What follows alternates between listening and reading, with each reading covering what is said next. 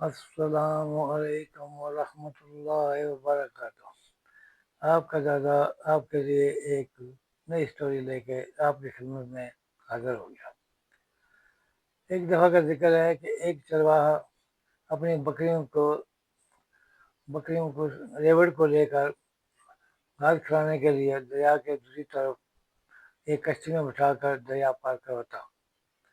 دریا کی طرف دوسری طرف جانے کے لیے کشتی پر بٹھا کر لے جانا پڑتا، کیونکہ دریا کے دوسری طرف گھاس اور جھاڑیاں وغیرہ سے ہوتی تھیں، اور وہاں سے ان بکریوں کو چرا کر روزانہ جاتا، اور وہاں سے شام کو اس طرح جب ان کا بکریوں کا پیٹ بھر جاتا ان کو واپس لے آتا۔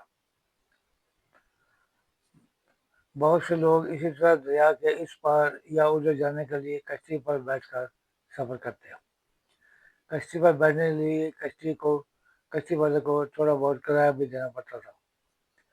ایک دن چرواہا جامع مسجد کے پاس سے گزر رہا تھا۔ اس نے مولانا صاحب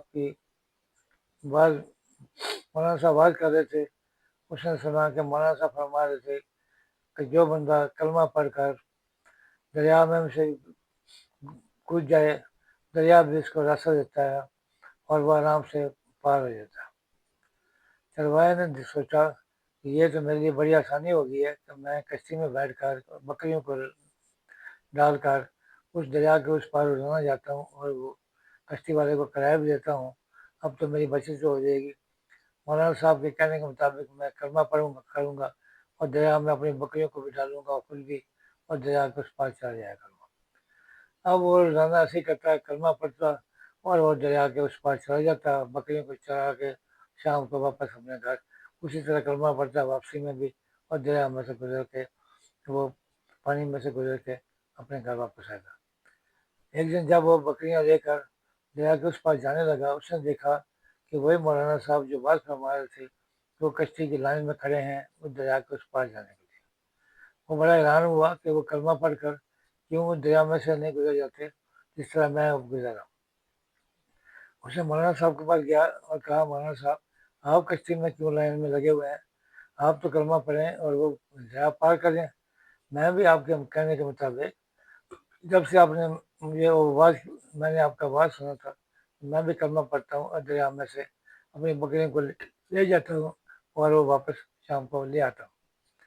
تو مجھے تو کوئی مسئلہ نہیں ہوتا، آپ بھی ایسا کریں، کلمہ پڑھیں، آئیں میرے ساتھ ہی، اور وہ دریا میں سے کودتے ہیں اور وہ دریا میں سے بکریاں بھی اور آپ بھی وہ دریا پار کر لیتے ہیں۔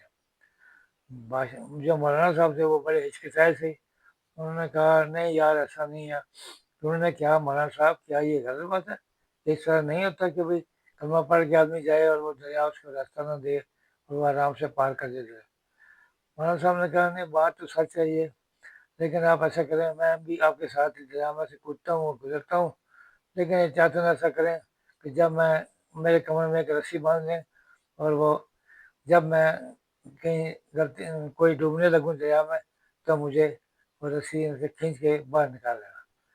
مقصد یہ تھا کہ اس چرواہے کا یقین جو ہے نا، یقین کامل ہو گیا تھا، اور مولانا صاحب کا وعظ تو ضرور کرتے تھے لیکن یقین نہیں تھا، اس لیے انہوں نے کہا میرے کمر میں رسی باندھ لینا، جب میں ڈوبنے لگوں تو مجھے کھینچ لینا۔ یہ ہے آج کی